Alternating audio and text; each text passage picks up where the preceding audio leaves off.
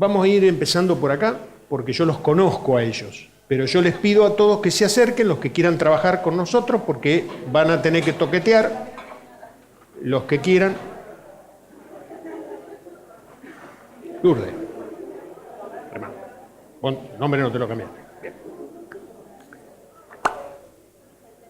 Vamos a empezar por la parte más básica, como hacen los norteamericanos en los instructivos. Los norteamericanos en los instructivos dice, número 1, enchufe el dispositivo, ¿sí? Así sea una batidora, lo que sea. ¿Tiene importancia acá que el dispositivo esté enchufado? Sí, tiene mucha importancia. ¿Por qué? Porque el dispositivo tiene batería, pero la batería tiene una duración acotada y va acortándose a medida que envejece, ¿sí? Una batería nueva puede durar 2 horas, pero después llegan a durar media hora. Y la verdad que quedarse sin batería cuando uno está trasladando al paciente que está chocado no es ninguna gracia. Así que lo primero que hay que preocuparse es que el dispositivo esté enchufado. Ahora Germán lo va a prender. Prende el dispositivo.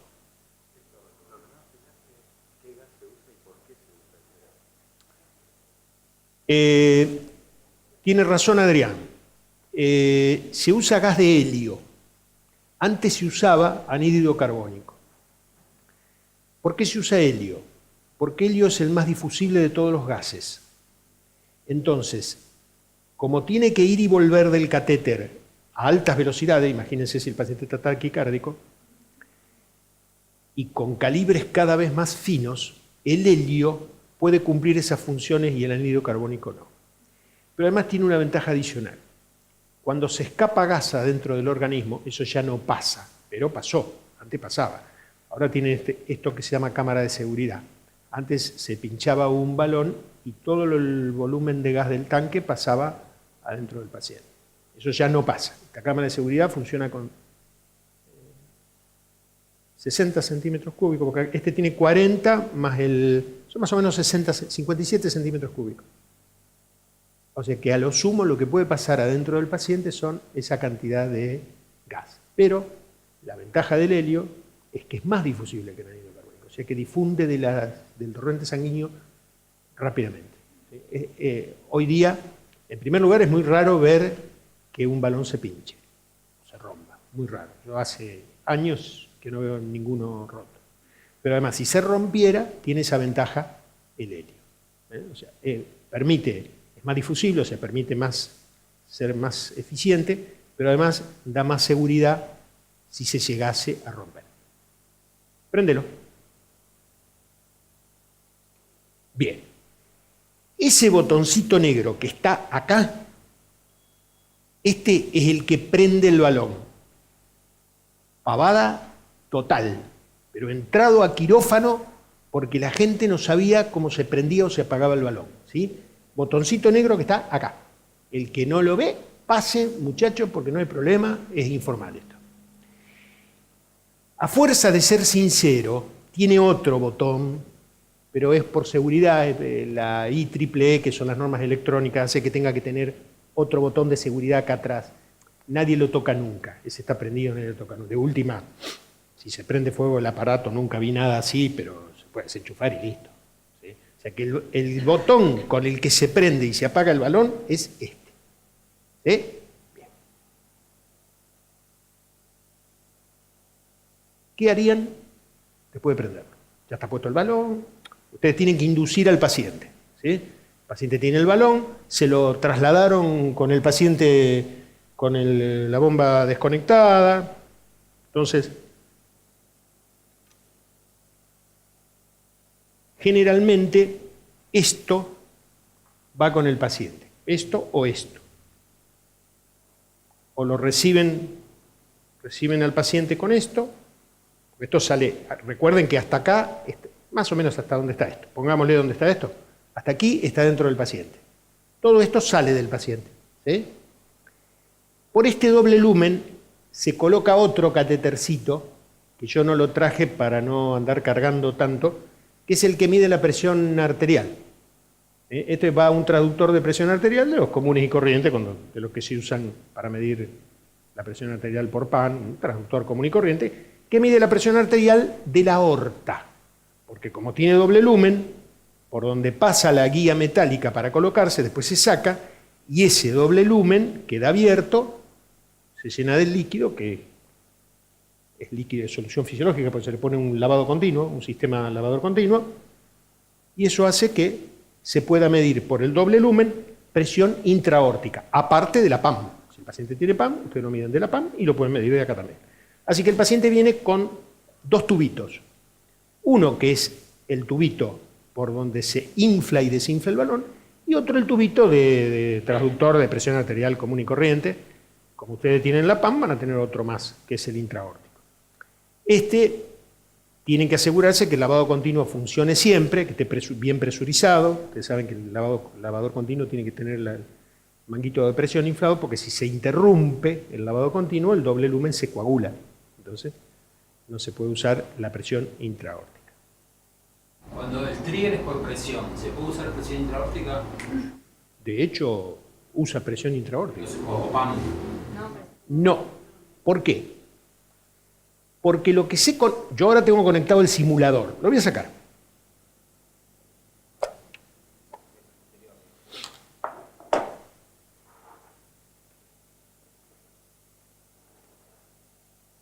Estos son los dos cables paciente que tiene el paciente puesto. Este es el cable de electrocardiograma, que tiene que tener 5 latiguillos, bueno, este tiene 3, pero hay uno de 5. ¿Alguien sabe cómo apagar las alarmas? Abajo a la derecha.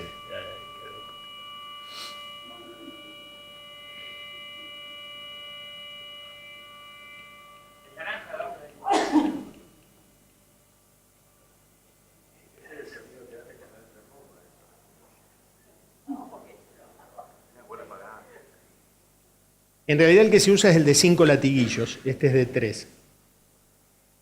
Y este es el catéter, el transductor, el que va al transductor de presión arterial, ¿sí? O sea que los dos cables pacientes son estos. ¿Dónde se conectan estos cables pacientes? Que vienen con el paciente habitualmente. Uno va acá, donde dice SG input, y el otro donde dice pressure input.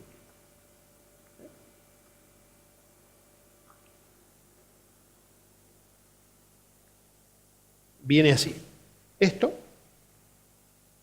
y el catéter balón o la extensión de catéter, este es el tubo de extensión, va enchufado acá, a la cámara de seguridad. Esta es la cámara de seguridad. ¿Se ve? ¿Sí? ¿Está clarito? ¿Vos ves, Lourdes? Esta es la cámara de seguridad y estos son los lugares donde se enchufa.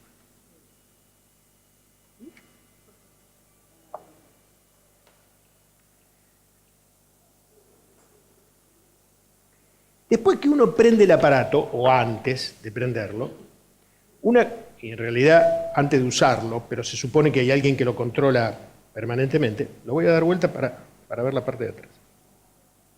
¿Que tenga? Exacto. Que tenga gas. Esta es la garrafa de gas y este es el manómetro de gas.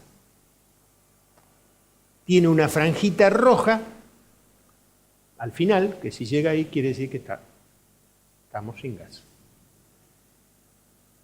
En este caso tiene poco, pero tiene gas. Se gasta muy poco helio. Es de buena práctica, cuando uno termina de usar el balón, cerrar la garrafita. Acá es imposible porque se perdieron la llavecita arriba. Como es muy difusible el helio, a pesar de que uno parezca que está cerrado, el gas se pierde. Entonces es conveniente cerrarlo para no gastar gas al cohete. ¿Sí? Esta es la garrafa de gas. Si tiene una perillita acá arriba, que las tienen todos, hay que fijarse si está abierta, obviamente, porque si está cerrado no les va a inflar el balón. ¿Sí? En este caso no lo podemos hacer, pero si la tuviera, es como una canilla. Cierra para la derecha y abre para la izquierda. Ustedes prueban.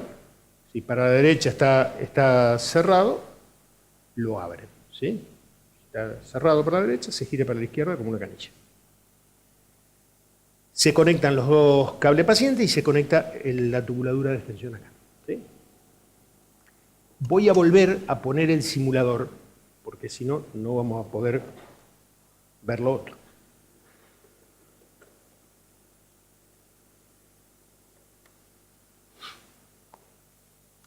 Después de que abrimos el catéter, de que abrimos la garrafa y colocamos los catéteres, los cables de paciente y el catéter balón,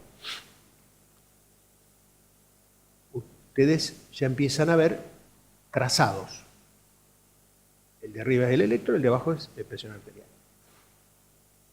¿Qué les parece que hay que hacer para la presión arterial? Darle el cero.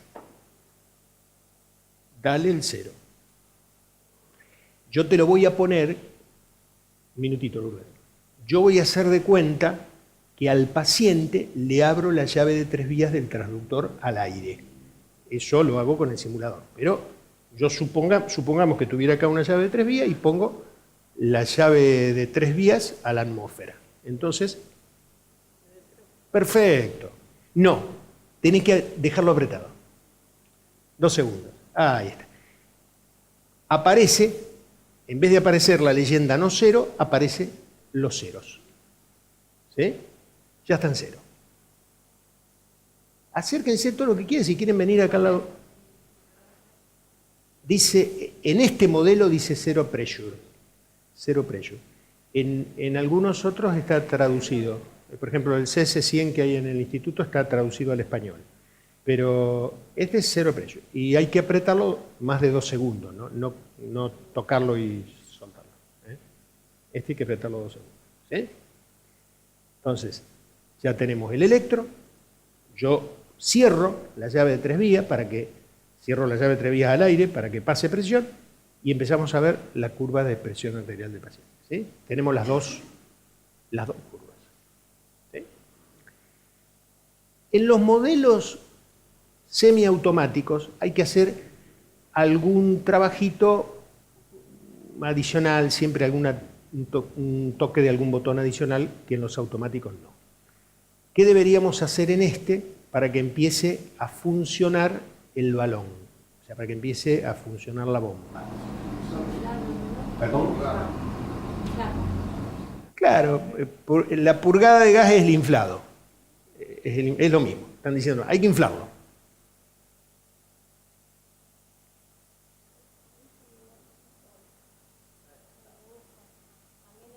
Sí. Ahí está. Lo apretan 2 segundos, tiene un botón que infla el balón. Los automáticos, cuando ustedes apretan el botón de empezar la asistencia, hace las dos cosas. Primero lo infla y después empieza la asistencia. ¿Ves? ¿Sí? Claro. Fallo de autollenado es porque estaba desconectado. Así van viendo las alarmas también. Dale, María José, hacelo de nuevo.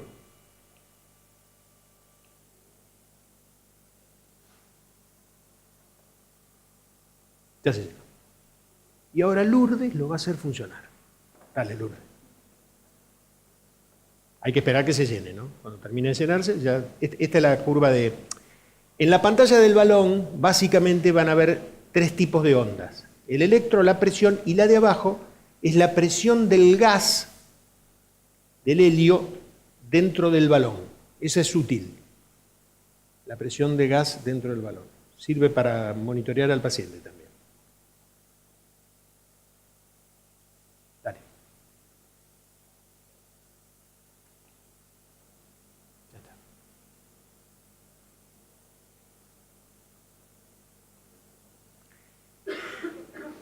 Listo. Está en 2.1. Yo lo dejé en 2.1 porque en 2.1 nos va a servir para otra cosa. ¿Vamos a repasar? ¿Vamos a repasar? ¿Vamos a repasar? Balón enchufado. ¿Sí? Botoncito negro del frente. Lo que va conectado son los 2 cables paciente, el de presión y el de electro, y el cable de extensión del balón, ¿sí? Que es este. ¿Sí? ¿Sí? cero de la presión, para que dé cero, inflado del balón y asistencia. Ya está. Seleccionar el trigger antes para la diferencia. El trigger por defecto es el SG. Nosotros tenemos bastante lío en quirófano con... O sea, No, el electrodo, a ver, los electrodos deben venir conectados, colocados de antes. Para salida de bomba. A ver, lo que hacemos habitualmente es al paciente que sube a quirófano con el balón, colocarle el cable paciente con los 5 electrodos y dejar el cable paciente con el paciente. O sea que lo único que tiene que hacer es enchufar. Vos me podrías decir, pero este balón no sabíamos que se lo íbamos a poner, porque hay dificultad la salida de bomba. Entonces no tiene los cables puestos. Bueno, viene un cable, que los que están en el ambiente lo conocen, que toma el electro para empezar a trabajar del monitor de ustedes, de la mesa de anestesia. Ese cable se conecta a la parte de atrás. Y con eso... Es que los electrodos no están ubicados como estarían ubicados un paciente. No importa. No importa. Eso es una emergencia. No importa. Cuando ustedes terminan, el paciente salió de bomba, qué sé yo, y lo van a trasladar al paciente, antes de trasladarlo, conectan los 5 electrodos del cable paciente, se lo ponen allí y sacan el monitor.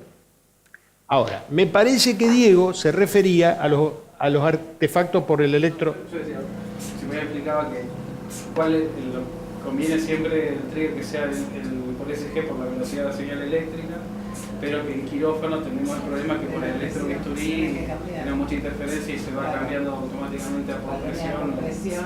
El SG es la señal más eficiente, pero cuando se usa el electrobisturí, eso hace mucha interferencia. Ya los automatizados ahora vienen con unos filtros muy importantes, pero no es el caso de esto. Entonces sí, hay que pasarlo a presión. Cuando uno lo pasa a presión, generalmente cambia el temporizado, porque no es lo mismo temporizarlo desde electro que temporizarlo desde... Ahora vamos a hablar del temporizado, no se asuste. Para cambiar el trigger, ¿vos cómo harías para cambiar el trigger?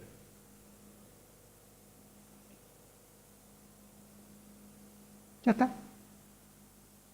Cada vez que cambias el trigger, en este modelo, tenés que volver a apretar asistencia estándar.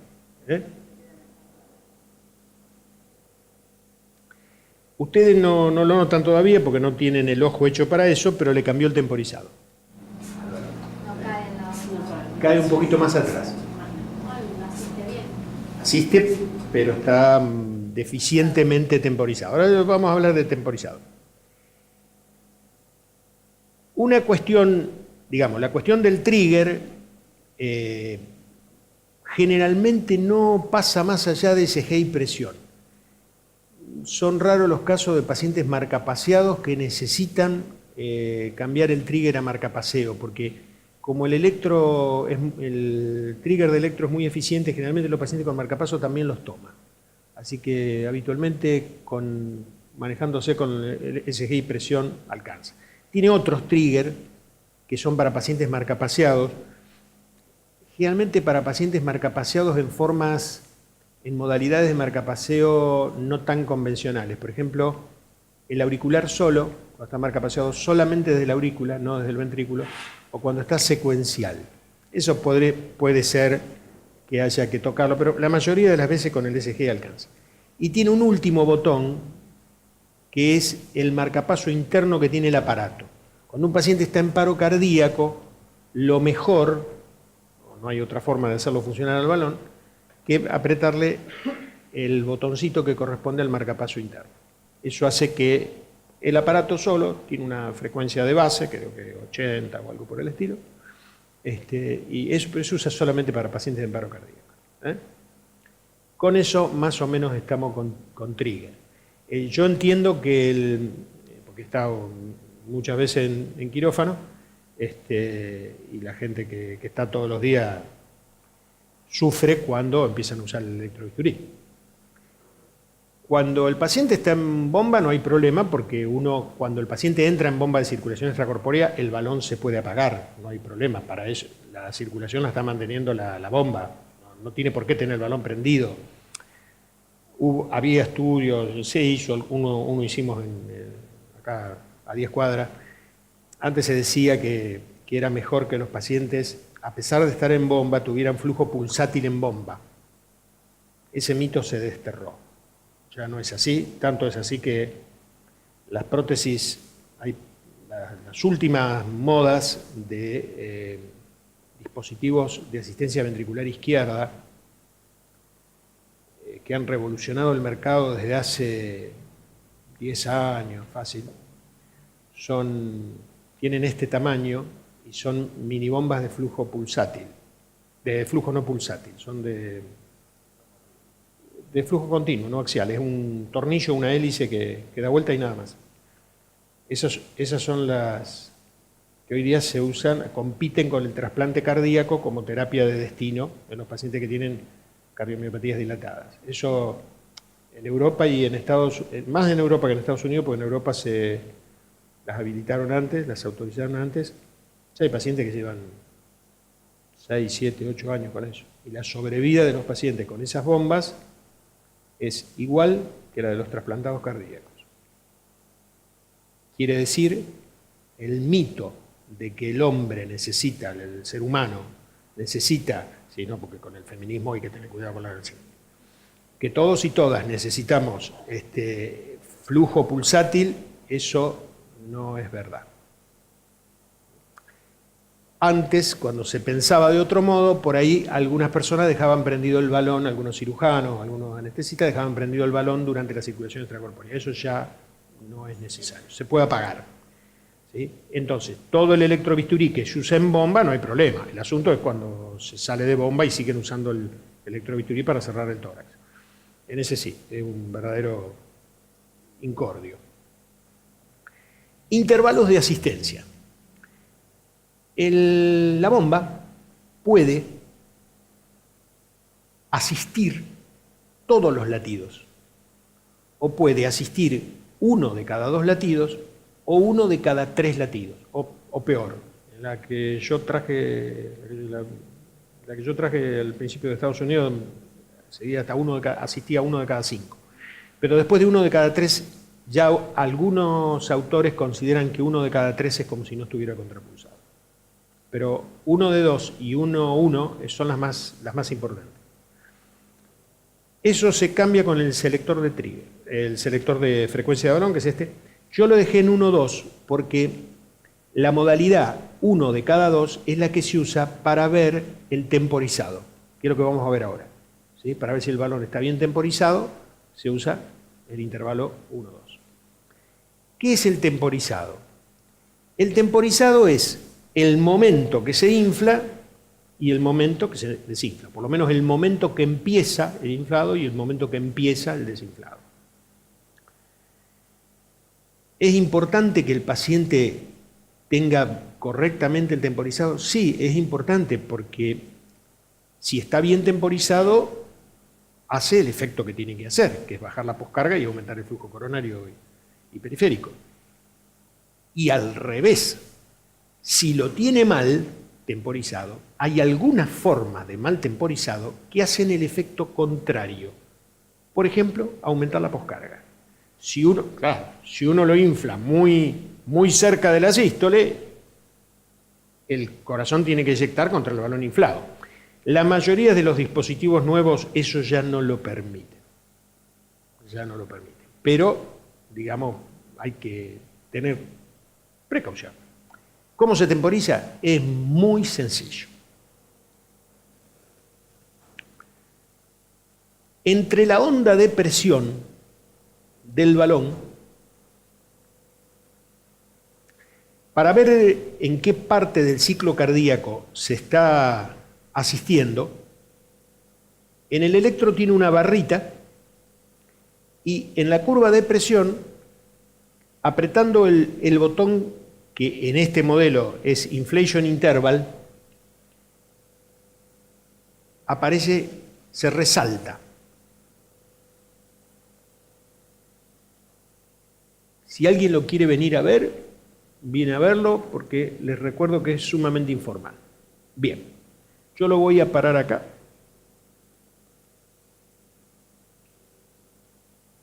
Con el freeze.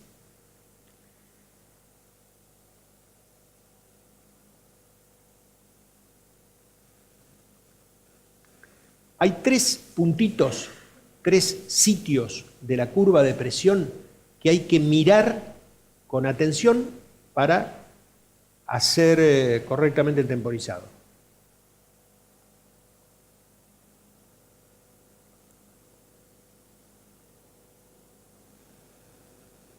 Uno es a ver, para ponernos de acuerdo, ¿cuál piensan que es el latido asistido?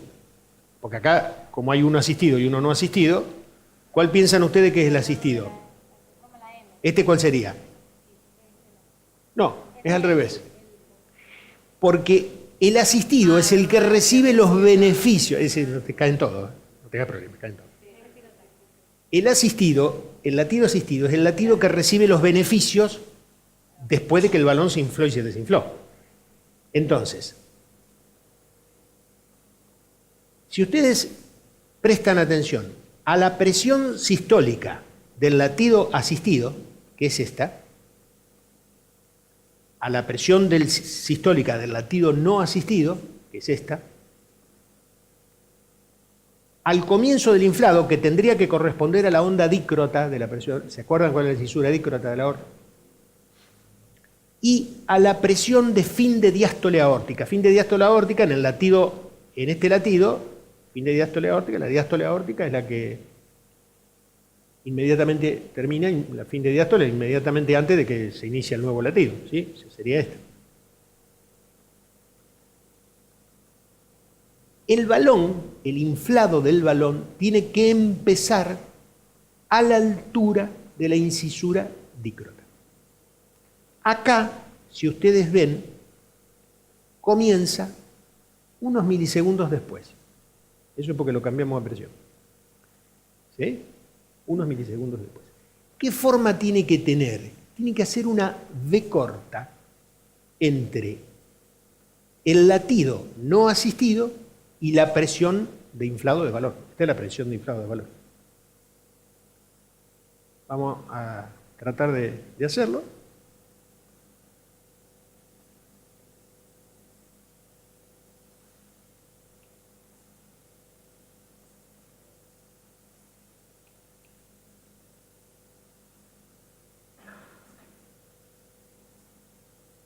Ahí está.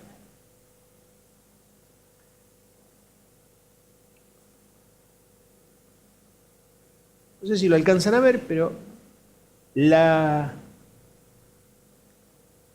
se forma una V corta entre el latido no asistido, la presión de inflado de balón y después decae. ¿Cómo se sabe si el balón está haciendo efecto y si está bien temporizado? La presión sistólica del latido asistido, que es el posterior, tiene que ser más baja que la del latido asistido. ¿Por qué será más baja? Che, dale, más fuerte. ¿Por qué? Claro, porque le bajó la poscarga. Cuando ustedes vean que la presión sistólica del latido asistido es más baja que del latido no asistido, ustedes tienen la certeza de que el balón está haciendo efecto. Le ha reducido la poscarga. Y a la inversa.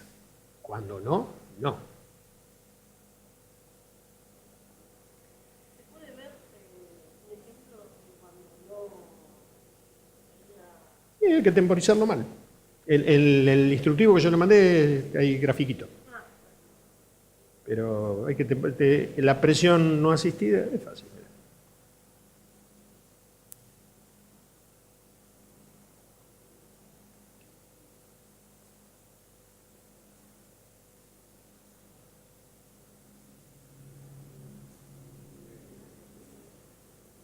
Mira cómo cambió, está casi igual.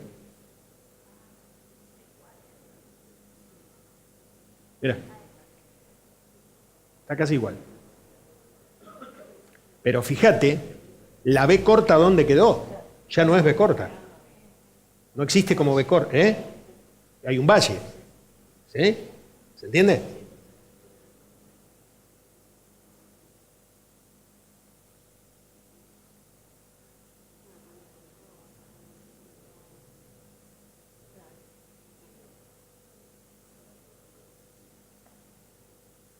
El último punto para verificar el temporizado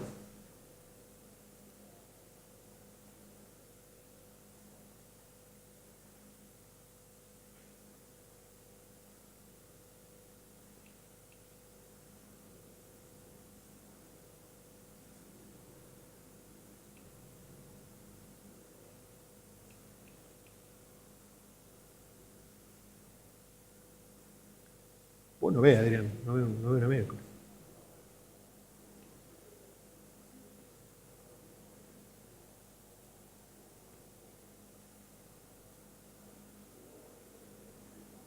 El último punto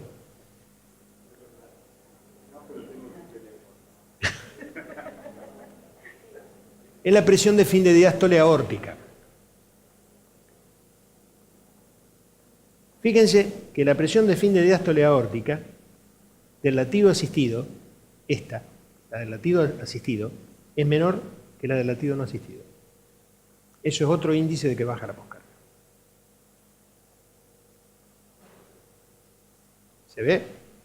O sea, eyectó contra una presión menor. ¿Se entiende?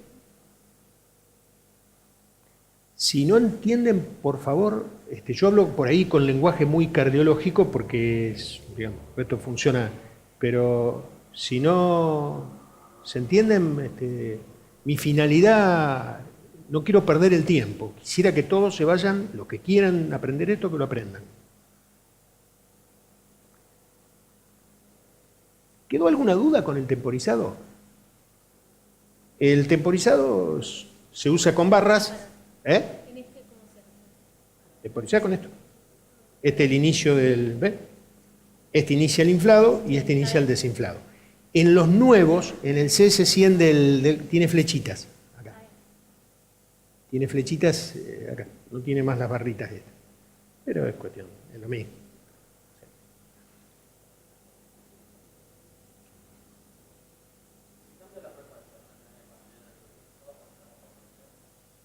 Muy buena pregunta. Muy buena pregunta. Los equipos automáticos, incluso los semiautomáticos como este se llama semiautomático porque sigue la frecuencia, hace tracking de la frecuencia. Pero, ¿hasta cuándo? No más de un 10 o un 20%. Esto quiere decir, si vos lo temporizaste para 100 y el paciente tiene 130, no esperes que te lo haya acomodado solo el aparato. ¿Sí? Sí, está. Y así. Funciona así.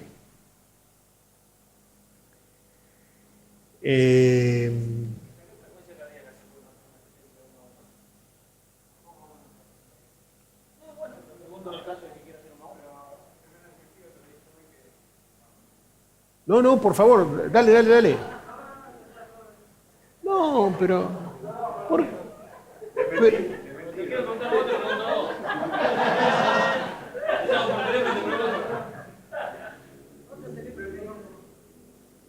No, pero al contrario, decí lo que iba a decir. Porque usted dijo que no está usando el modo 2 a 1 porque nos está enseñando cómo es esto.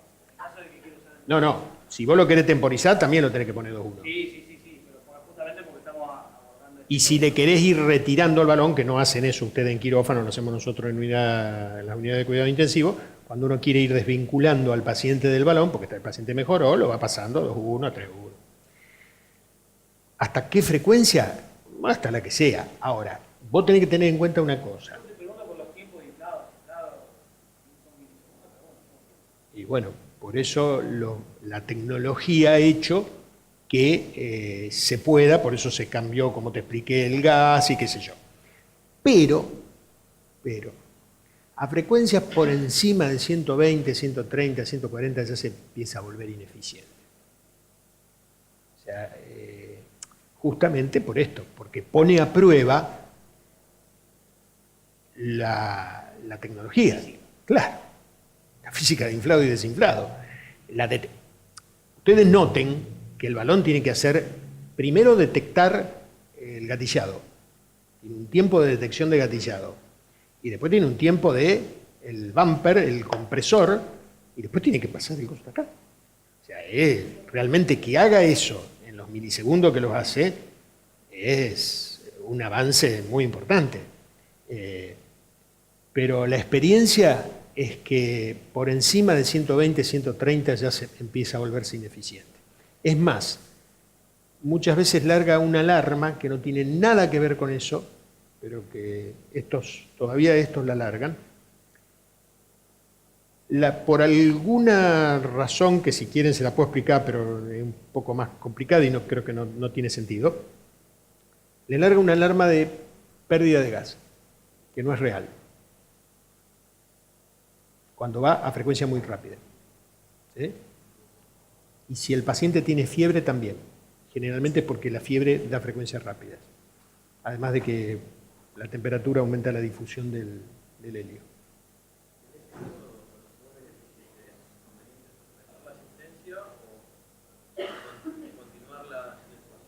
Si el paciente tiene mucha frecuencia, aún con la asistencia esta y los fármacos que nunca se los retiran, porque obviamente nadie... ¿Cómo es la sucesión? Fármacos, no anda con fármacos, balón. ¿Sí? Si el paciente con fármacos y con balón tiene mucha frecuencia, quiere decir que no ha mejorado su desempeño hemodinámico, o si lo ha mejorado poco, y en realidad esos son los casos donde habría que pasar a un sistema de asistencia más avanzada. ¿Qué se hace? Generalmente se deja, nadie lo va a sacar, lo pusiste, toda una historia para ponerlo, además a lo mejor a veces son cuestiones reversibles, por ejemplo la fiebre, uno puede bajarle la fiebre, o a lo mejor cambiar una droga por otra, a veces la dopamina da un poco más taquicardia que la nora, qué sé yo, son cosas que acá ni él la sabe esa de memoria, porque allá el jefe le prohibió usar dopamina, así que esa cosa la sabe.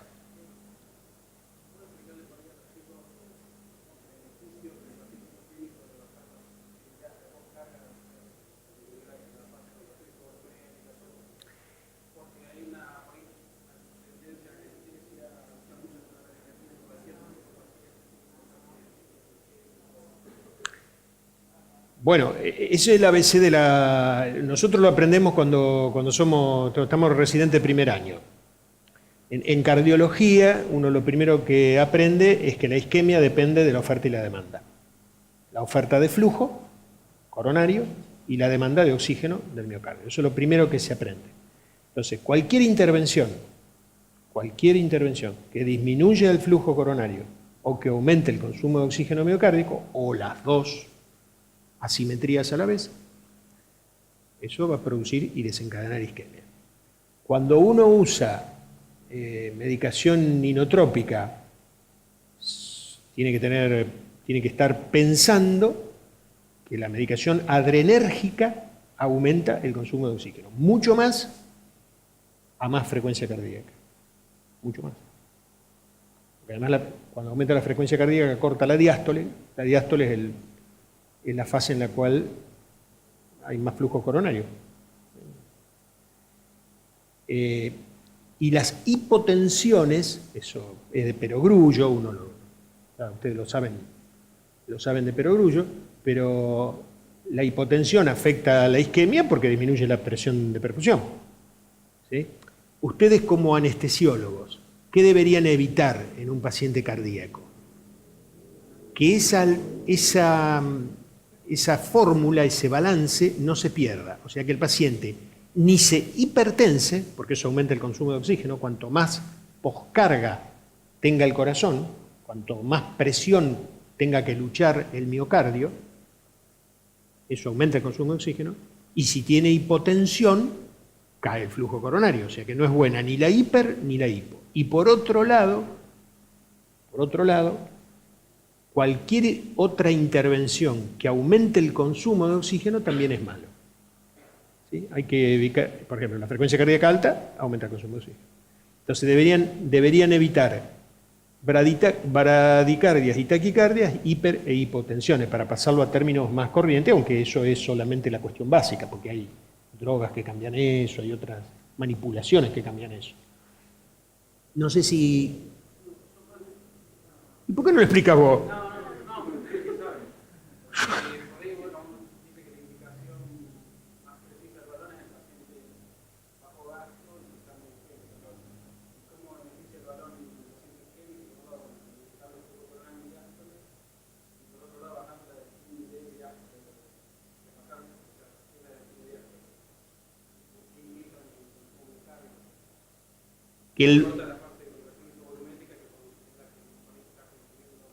Sí. A ver, todo lo que aumente la tensión intracavitaria, va a aumentar el consumo de oxígeno. Entonces, si hay mayor poscarga, el corazón aumenta la tensión intracavitaria con la válvula aórtica abierta, la eyección con válvula aórtica abierta, va a haber más tensión en las cavidades. Eso aumenta el consumo miocárdico de oxígeno. Entonces, por eso, el aumento de la poscarga aumenta el consumo y la disminución de la poscarga lo baja. Todo lo que altere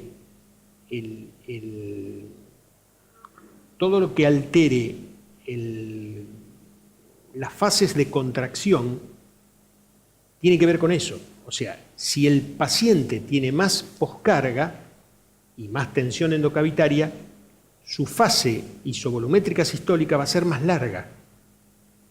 O sea, estamos hablando de lo mismo, nada más que son diferentes partes del proceso fisiopatológico por el cual se aumenta la isquemia miocárdica. No sé si...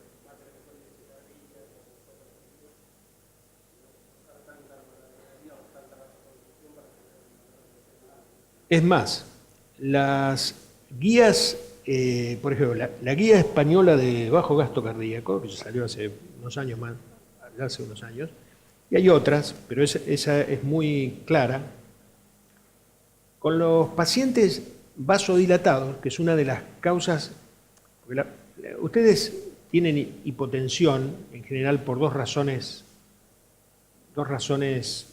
groseras. Uno es porque el corazón esté en falla, porque tenga falla sistólica, y otro porque esté vasodilatado. Son las dos causas groseras, que después hay más, pero esas son dos, ¿sí? Que esté vasodilatado o que esté hipovolémico. Saquemos la hipovolemia.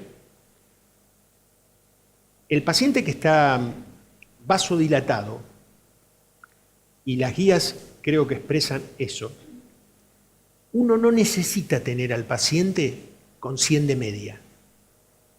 ¿Sí? No necesita tener al paciente con 100 de media. ¿Por qué? Porque los pacientes que están vasodilatados están en un estado de alto flujo. ¿Sí? Cuando baja la presión, por la vasodilatación, aumenta el flujo, ecuación de continuidad. ¿Sí? Los órganos, los sistemas de los órganos, los sistemas que tienen órganos y los órganos tienen tejidos, los tejidos no necesitan presión, necesitan flujo. La naturaleza ha puesto una bomba aspirante impelente para hacer circular la sangre porque era lo más simple que había. Pero yo les conté recién a ustedes que minibombas de flujo no pulsátil mantienen perfectamente bien la vida. Es más, la arteriola final,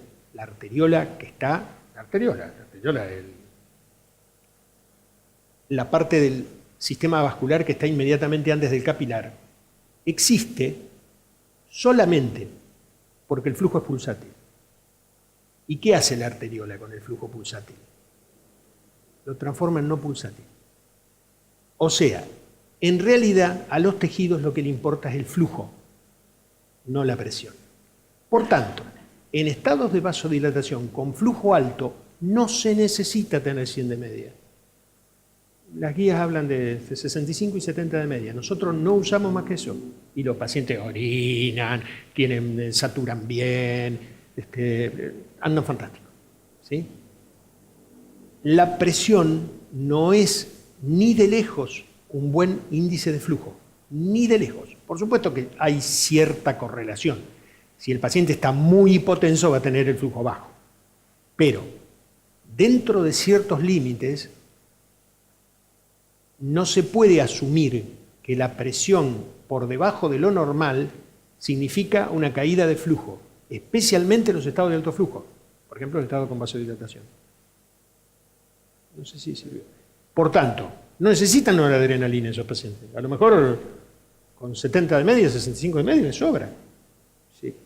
Si un paciente tiene buena saturación y orina, es porque sus tejidos están funcionando bien. No necesita mucho más que eso. No tienen que llevarlo a presiones normales, entre comillas.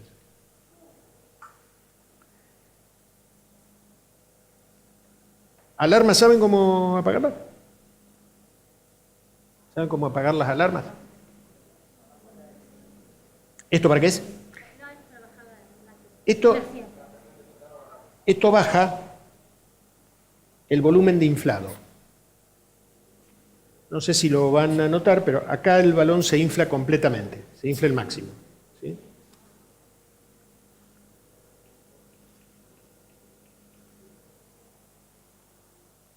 No sé si se puede notar, pero acá se infla menos. ¿Para qué se usa esto? No, pero déjala. Sí, déjala. Está bien. Así después usamos la alarma. ¿Para qué se usa el volumen de inflado del balón?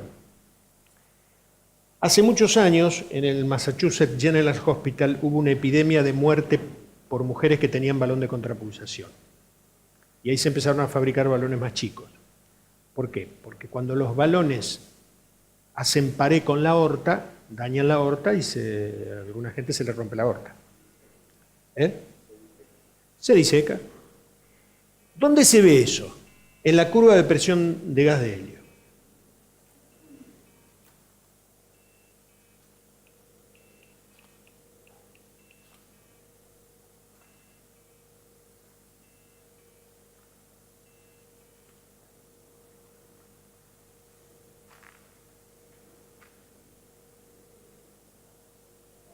¿Ven cómo cambió la curva? En este momento el paciente tiene una aorta chica. Eso no tiene que pasar. Cuando uno ve eso en la curva de gas de helio, se mejora, por lo menos transitoriamente. El primer problema es que le tendría que haber puesto un balón más chico. ¿Sí? Pues vienen varios diámetros. Pero, ¿qué va a hacer? Ya se hizo, entonces se mejora bajando el volumen de llenado del balón. ¿Sí? Bien, vamos a ver la alarma. Esta alarma suena muy frecuentemente. El de aumento diastólico por debajo del límite establecido. Si ustedes ven los parámetros que monitorea, entre los parámetros que monitorea la presión aumentada. Esta es una presión que no existe en el organismo. En el organismo existe la sistólica, la diastólica y la media. ¿Sí? ¿Cuál es la aumentada? La aumentada es el pico que hace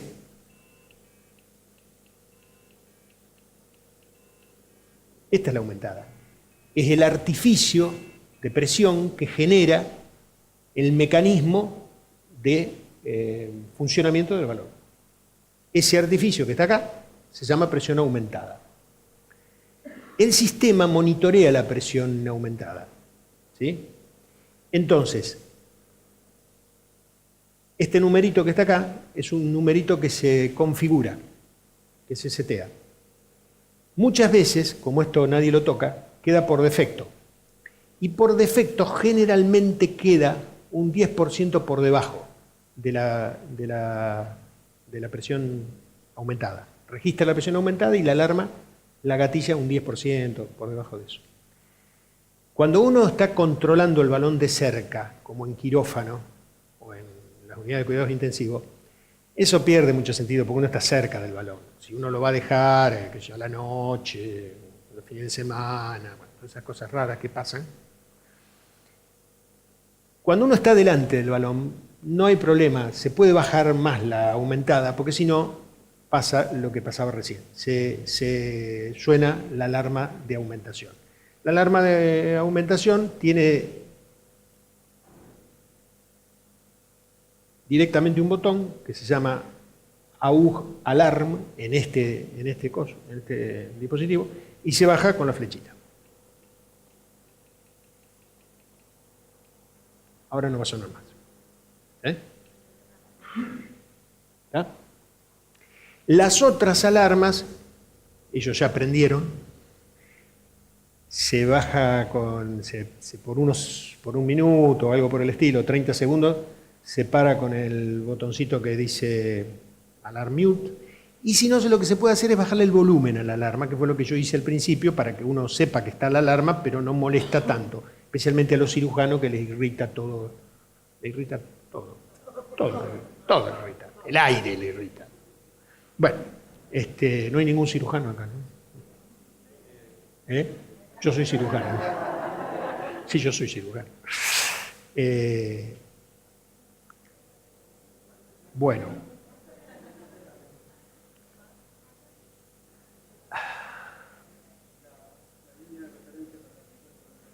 La línea de referencia, esta línea de referencia que está acá, sirve para ver esas cuestiones de si la presión sistólica está más baja, más alta que la del latido no asistido, la diastólica. Para eso sirve la línea de referencia.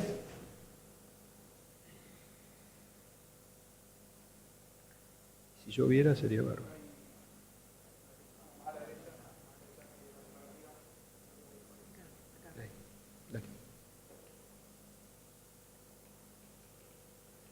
La línea de referencia se sube y uno con eso controla a ver si está más bajo.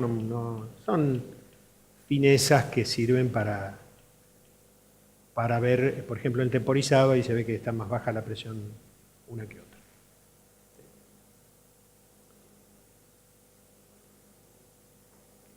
Esto cambia, en este modelo, estos botoncitos de abajo cambian al motor, este no es automático completo, es semiautomático. Pero lo que acá dice auto, en realidad lo que hace es llenar automáticamente el balón, inflarlo cada tanto, porque el balón, si uno en quirófano no lo van a notar porque son unas horas, pero cuando está días se va difundiendo el gas y entonces se llena solo. Eso generalmente lo hace automáticamente. ¿Algo que les haya quedado?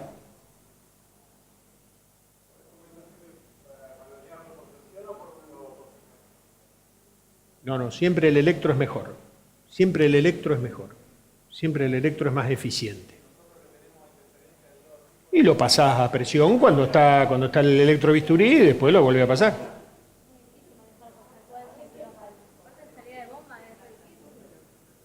Sí, te empieza a saltar y es imposible seguir con eso. Sí, la recomendación es esa. Cuando está funcionando el electrobisturí, pasarlo a presión, cambiarle el temporizado si se alteró mucho, y después cuando terminan de usar el electrobisturí, pasarlo de nuevo a electro. Y cambiarle de nuevo el temporizado si es que se lo cambiaron antes.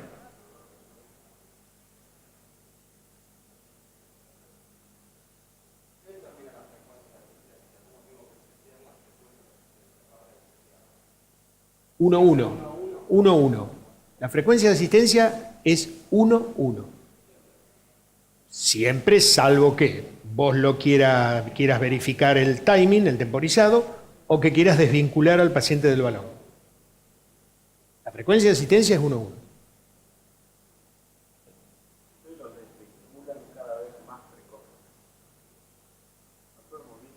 A los, a los de alto riesgo quirúrgico. Claro.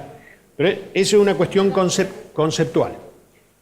Cuando uno le pone un balón por alto riesgo quirúrgico, puede ser que se lo haya puesto al cohete, que se lo haya puesto sin sentido. Es muy difícil saberlo. Tanto es así que esos, en las estadísticas, generalmente se excluyen esos pacientes. Cuando el paciente anduvo bárbaro, se lo pusimos en el prequirúrgico, el paciente no hizo dificultad de salida. No hizo nada, está bárbaro, llega a recuperación, está todo fantástico. No pasamos. Las etapas para desvincular a un paciente son al menos de 6 horas para pasar de un intervalo a otro. De 1-1 a 2-1, 6 horas, para pasar a 1-3, 6 horas, al menos 6 horas. Y en realidad he visto pacientes que se han deteriorado a la 8ª hora. Pero cuando el paciente anduvo, se lo pusimos como prequirúrgico, no cuando lo necesitaba en serio, no cuando lo necesitó por isquemia, por shock, o por arritmia, o por angina inestable. No, en esos casos no. Cuando el paciente se lo puso por alto riesgo quirúrgico, ustedes piensen que es un balón preventivo. Entonces, preventivo es como la vacuna. Sí, capaz que te hizo efecto y no te contagiaste la gripe, o capaz que nunca te la ibas a contagiar la gripe.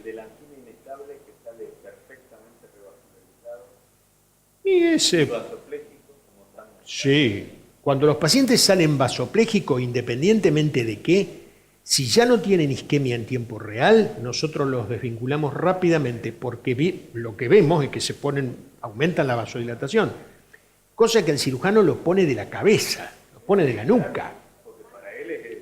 Claro, porque ejerce el efecto ribotril, sí. Pero si el paciente está vasodilatado y no tiene isquemia en tiempo real, no tiene sentido. No, al contrario.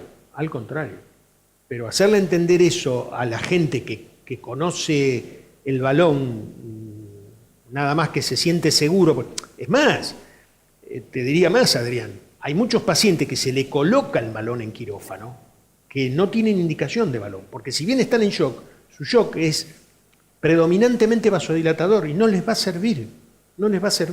Pero bueno, ¿qué va a hacer? Vos me venías a preguntar a mí de cómo tratar a un cirujano. Se lo tendría que preguntar a un psicólogo o a un congreso de psicólogos. Generalmente se termina accediendo pero sin ningún convencimiento de nada. Y cuanto más años tiene el cirujano, más difícil decir que no. Y sí, la controversia con el cirujano depende del gradiente de edad. Depende del gradiente de edad. Claro, un cirujano joven, ¿qué van a decir? Ahora lo pasa por ese lado.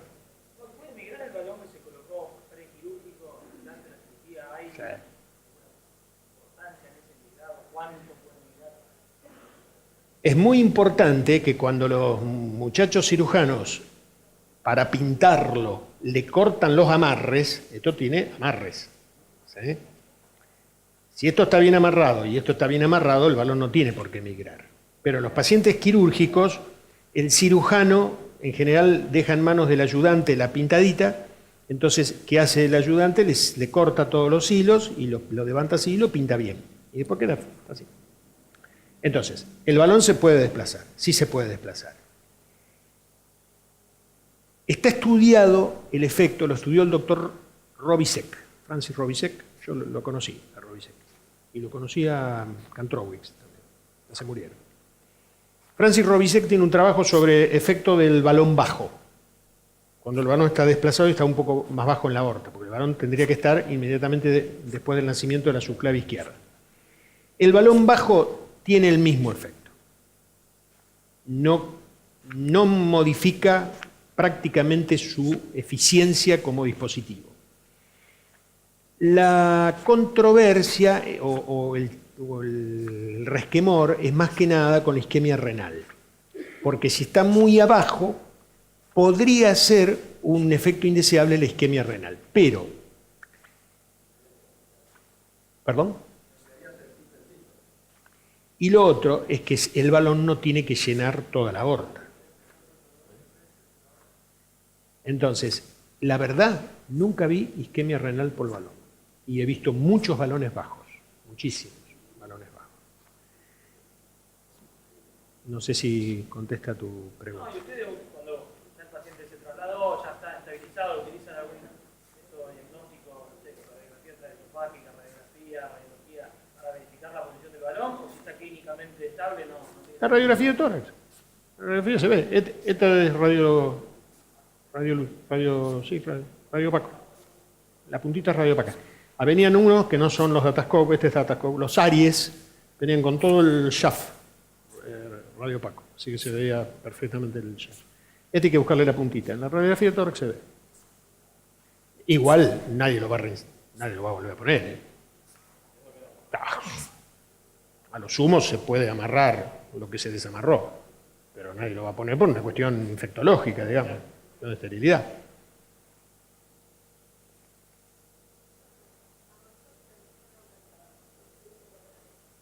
¿Tensión aumentada en dónde? ¿A mayor presión aumentada? La presión aumentada no necesariamente. Los trabajos de flujo coronario son de un doctor Kern, con K. No necesariamente, porque la presión aumentada depende de un montón de cosas, depende de un montón de variables. Por ejemplo, la distensibilidad de la aorta. No necesariamente. La verdad que el flujo coronario, medir el flujo coronario es muy difícil y lo único que te puedo decir es que los pacientes que están isquémicos, por electrocardiograma o por angina, cuando se les pone el balón y el balón funciona bien, independientemente de la presión aumentada, mejoran. Pacientes que no mejoraban con NTG, heparina, aspirina, nitroglicerina, bueno, toda la parafernalia antiisquémica. Pero esa indicación en angina inestable es muy poco usada. Muy poco usada. Muy poco usada. Probablemente ahora, cuando ustedes se vayan de acá, estén sabiendo 5 o 6 veces más de lo que sabe un cardiólogo de contrapulsación.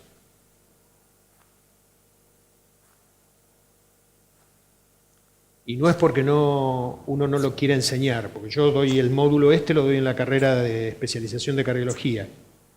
Lo doy, pero... Así que... es cuestión... Hay que vencer algunas barreras. No, porque lo que uno no conoce produce aprensión. Y cuando uno lo conoce y se familiariza, le pierde el miedo, incluso da más ganas de aprender o de seguir investigando, de seguir leyendo, de seguir tratando a los pacientes. Cuando algo se usa poco, se usa cada vez menos.